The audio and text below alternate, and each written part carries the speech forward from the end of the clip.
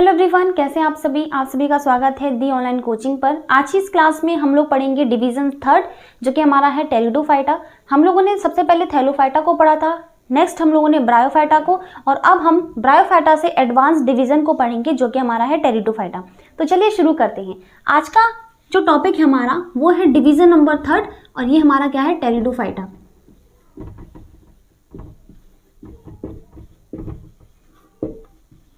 ठीक है, बहुत छोटा सा है ये डिवीजन।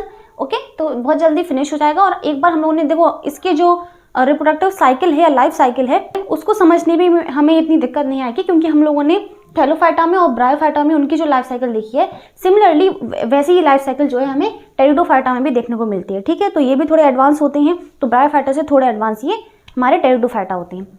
ठीक है,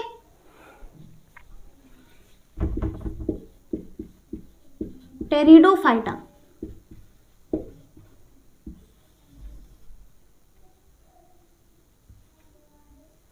तरह से हम लोगों ने थैलोफाइटा को दो कैटेगरीज में डिवाइड किया था, थैलस और फाइटोन। हम लोगों ने ब्रायोफाइटा को भी ब्रायोस और फाइटोन, और उसी तरीके से हम लोग टेरिडोफाइटा को भी क्या करते हैं, कैटेगरीज में डिवाइड करते हैं। तो जो हमारा टेरिडोफाइटा है ये दो शब्दों से मिलकर बना है। ये बना है टेरिस आइडोस और प्लस फाइटोन।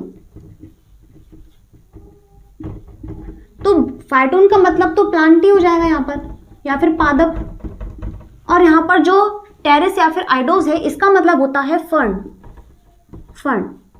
ठीक है, तो हम लोगों ने थैलस को देखा था, हम लोगों ने एल्गी को देखा था ब्रायोस में, है ना। उसी तरीके से यहाँ पर जो टेरिडोफाइटा है वहां पर हम देखते हैं फर्न की प्रजाति को।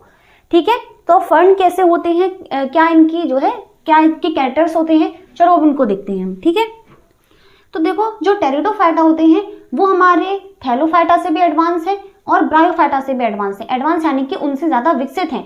तो इनमें जो यहाँ पर हमें क्या मिलेगा अब, क्योंकि अभी हम लोग क्या पढ़ रहे थे कि जो भी हमारे ब्रायोफाइटास थे, जो भी हमारे थैलोफाइटास थे, उनमें ट्रू रूट स्टेम वगैरह ये सब नहीं थी, लेकिन टेरिडोफाइटा में ये सब चीजें प्रेजेंट होती हैं। तो यहाँ पर वास्तविक यानी कि ट्रू जड़, तना, पत्ती उपस्थित होती हैं।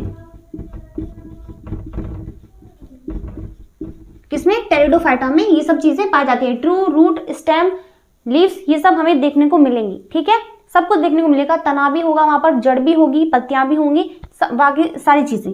ओके, और अगर इनमें क्या है, अगर इनमें तना है, स्टेम है, तो ऑब्वियस सी बात है कि इनमें संवहन ऊतक यानी कि वेस्कुलर बंडल्स भी पाए जाएंगे, यानी कि यहाँ पर संवहन ऊतक भी होंगे। ठीक है, तो संवहन ऊतक यानी कि वेसिकुलर बंडल्स उपस्थित होते हैं। वेस्कुलर बंडल्स का मतलब है जाइलम एंड फ्लोएम।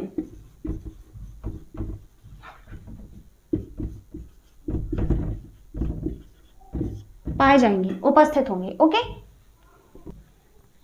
एग्जांपल्स की बात कर ले। मैंने जैसे ये बताया कि इसमें कुछ ज्यादा चीजें हमें नहीं देखनी है, क्योंकि इसके बाद जिम्नोस्पर्म, एंजियोस्पर्म, इन सब चीजों को हम बिल्कुल डिटेल में पढ़ेंगे। ओके, तो अब यहां पर है इसके कुछ एग्जांपल्स, उदाहरण। इसमें सबसे पहले फर्न की हम बात करते हैं। हॉर्सटेल एक टाइप होता है किसका, टेरिडोफाइटा का ही जो है सदस्य होता है, प्लांट होता है, एक हॉर्सटेल नाम है उसका। ठीक है, मतलब हॉर्सटेल का मतलब है जैसे घोड़े की पूंछ होती है, तो उस टाइप से जो है पेड़ की संरचना होती है। और एक है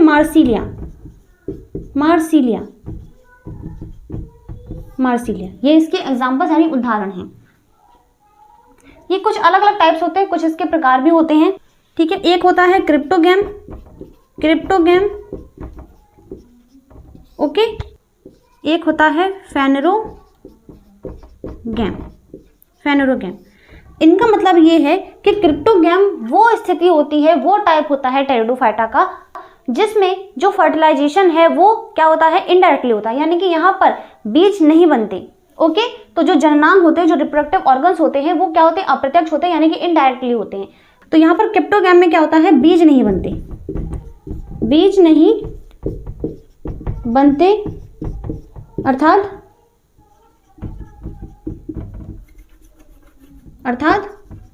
अप्रत्यक्ष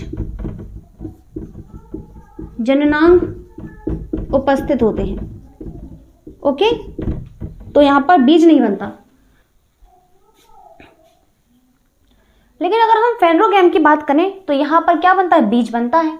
यहां पर पूर्ण विकसित जो रिप्रोडक्टिव ऑर्गन्स होते हैं, जो हम बोल सकते हैं जनन अंग होते हैं, वो पाए जाते हैं और यहाँ पर सेक्सुअल रिप्रोडक्शन होता है, यानी कि लैंगिक जनन होता है। ओके, फेनरोगैम में हमें सबको देखने को मिलता है भ्रूण यानी एम्ब्रियो भी होगा, एम्ब्रियो का डेवलपमेंट भी होगा, और एम्ब्रियो के डेवलपमेंट के लिए यानी कि भ्रूण के विकास के लिए वहां पर भ्रूणपोष भी होगा।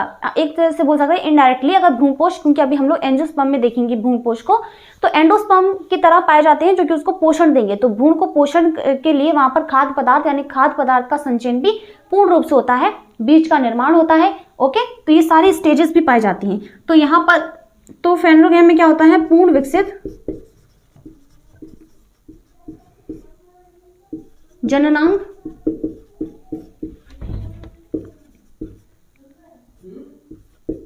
भ्रूण का निर्माण, बीज का निर्माण, ओके, और सेक्सुअल रिप्रोडक्शन यानी कि लैंगिक जनन भी देखने को मिलता है, लैंगिक जनन। ओके, तो ये रहा टेरिडोफाइटा के बारे में, इसके कुछ कैरेक्टर्स। ओके, इसको नोट करो, फिर हम लोग इसकी लाइफ साइकिल भी देख लेते हैं। एक बार बात करते हैं टेरिडोफाइटा की लाइफ साइकिल के बारे में, इसके जीवन चक्र के बारे में। जीवन चक्र, लाइफ साइकिल, ठीक है।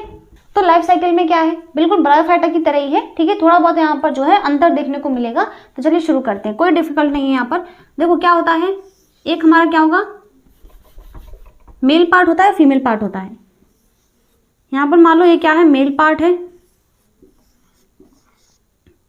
जिसमें क्या होते हैं, गैमेट्स होते हैं।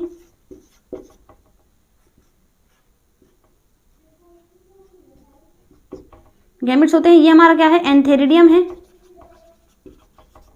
एनसीईआरटी में बहुत ही अच्छी तरीके से विजिबल रहेगा, तो एनसीईआरटी के डायग्राम को आप देख सकते हो कि वहां पर कैसा दिया गया है, ठीक है। एंथेरिडियम है यानी कि पुधानी, कैसा होता है ये पुधानी, अगुणित यानी कि हैप्लॉइड। सेम इसी तरीके से हमारी स्त्रीधानी भी होती है, जिसके बीच में क्या होती है, एग होता है यानी कि अंड कोशिका होती है। ये अंड यानी कि एग, ओके, और इसमें क्या बनेंगे, स्पर्म्स बनेंगे। मान लो ये स्पर्म ही है, स्पर्म्स, ठीक है, यानी कि शुक्राणु। और इसमें क्या बनता है, एग बनता है यानी कि अंडाणु बनता है, ठीक है। ये क्या है हमारा, आर्चिगोनियम या फिर आर्किगोनियम, आर्किगोनियम। स्त्रीधानी ये भी हमारा अगुणित होता है यानी कि हैप्लॉइड। अब क्या होता है इनमें, दोनों में क्या होगा, माइटोसिस होगा। माइटोसिस क्यों, क्योंकि दोनों ही सेल्स कैसे ये हैप्लॉइड है पहले से ही। तो जब गैमेट्स बनते हैं तो होता क्या है, हैप्लॉइड सेल बन जाती है, यानी कि गुणसूत्रों की संख्या आधी हो जाती है। लेकिन यहाँ पर पहले से ही जो सेल्स हैं वो कैसे हैप्लॉइड है, तो इसलिए यहाँ पर समसूत्री विभाजन होता है यानी कि माइटोसिस होता है, ठीक है। तो जब यहाँ पर क्या बनेगा, स्पर्म्स और एग बनता है, तो स्पर्म और एग में यानी कि जो हमारे गैमेट्स हैं उनमें जो संख्या आती है वो दोनों ही हैप्लॉइड होती है, ठीक है। यहाँ पर क्या होता है, माइटोसिस होता है। यहाँ पर क्या हुआ, ये माइटोसिस हुआ था, समसूत्रण, ठीक है, समसूत्रण हुआ था, इसलिए यहाँ पर n और n संख्या आई थी। ये दोनों जब मिलती हैं तो 2n संरचना बनती है। 2n जो कि हमारा कैसा है, डिप्लॉइड है, यानी कि द्विगुणित संरचना है, द्विगुणित संरचना है, ठीक है, यानी कि डिप्लॉइड। तो अगुणित जो युग्मक होते हैं उनसे द्विगुणित संरचना बनती है, और ये द्विगुणित संरचना आगे चल के क्या बनाती है, भ्रूण। तो ये क्या बना लेगी, भ्रूण बना लेगी। भ्रूण मीन्स एम्ब्रियो, एम्ब्रियो, ठीक है।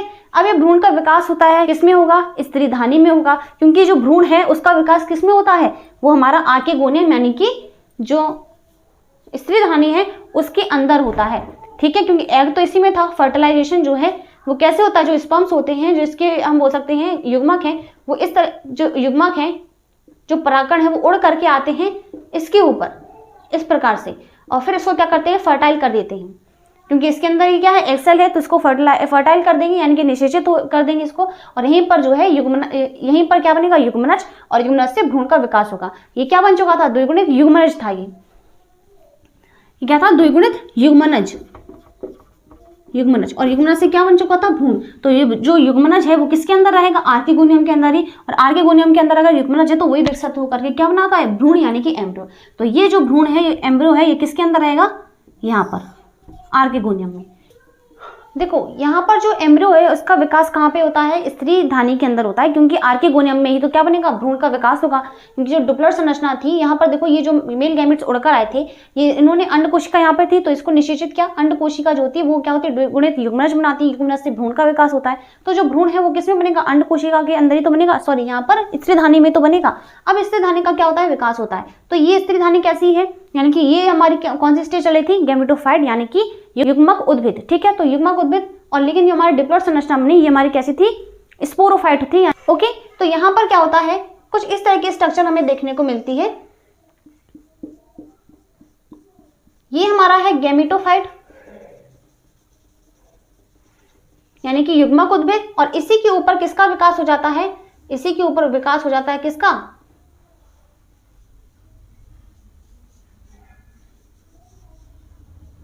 इसी के ऊपर विकास हो जाता है स्पोरोफाइट का, स्पोरोफाइट यानी कि बीजाणु उद्भिद का। तो ये है बीजाणु उद्भिद, और ये है युग्मक उद्भिद। तो युग्मक उद्भिद के ऊपर ही किसका विकास होता है, बीजाणु उद्भिद का। ठीक है, अब इस बीजाणु उद्भिद में क्या बनती है, बीजाणु धानी बनती है, यानी कि स्पोरेंजियम बनती है, क्योंकि स्पोरेंजियम किसमें बनेगा, स्पोरोफाइट में बनेगा। तो कुछ इस तरह की जो है स्पोरेंजिया बनती है, कुछ इस तरह की जो है स्पोरेंजियम बनती है, जो कि स्पोर्स से बिल्कुल पूरी तरीके से भरी रहती है, क्योंकि इसी में क्या बनेंगे, स्पोर्स बनेंगे। तो ये किसको कलेक्ट करती है, स्पोर्स को। ये हमारी क्या है, स्पोरेंजियम है, बीजाणुधानी, जो ये कैसी है, डिप्लॉयड है, क्योंकि डिप्लॉयड संरचनाएं तो होती आ रही है। अब इसमें क्या होता है, मियोसिस होता है, तो ये होगा मियोसिस, मियोसिस यानी कि अर्धसूत्रण, और अर्धसूत्रण के दौरान जो संख्या है वो कैसे हो जाएगी, आधी हो जाएगी। तो यहां पर हमें क्या मिलेंगे, हैप्लॉइड स्पोर्स मिलेंगे, हैप्लॉइड यानी कि एन अगुणित, स्पोर्स यानी कि बीजाणु। ओके, तो इस तरह से संरचना होती है। अब यही बीजाणु क्या होंगे, स्फुटन या फिर अंकुरित होंगे।